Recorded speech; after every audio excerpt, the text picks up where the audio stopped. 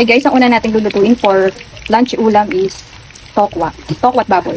So, ang ginagawa ko ngayon is piniprito muna yung tokwa and then after dito, yung baboy naman ang piprituhin namin ni madam.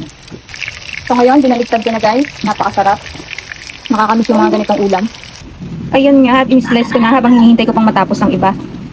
Suwabe. Ngayon ay nagprito naman ako ng hinap ko na baboy.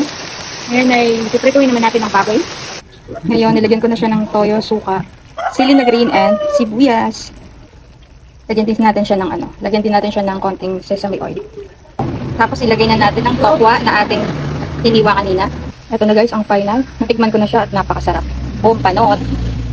So ngayon, ang lutuin naman natin guys ay buttered shrimp. Wow.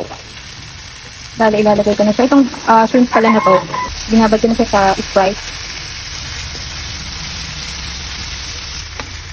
Haluin lang natin at palabasin yung natural na lasa ng hipon. Tapos ilalagay na natin yung yung Sprite.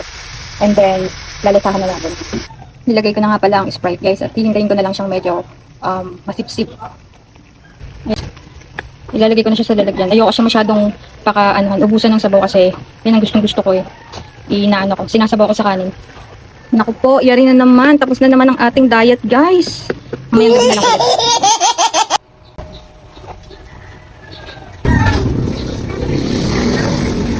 Magdaing nga pala tayo ng buraw guys. Ito siya oh. Wow!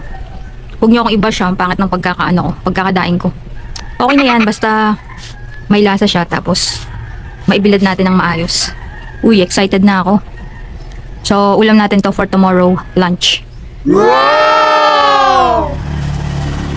Ano to guys? Libre to. Syempre, yung huli natin. Bale, siya eh. Yung huli kagabi at saka huli kanina. Nagtabi kami ng pang daing at saka yung suga na pang paksiw naman. Yung nasa ref siya ngayon, nilinisan na namin. Tapos lulutuin din namin siya tomorrow. Ano pa man, libre ulam na guys. Oh yeah. Thank you for watching. Don't forget to like, share, comment, and follow.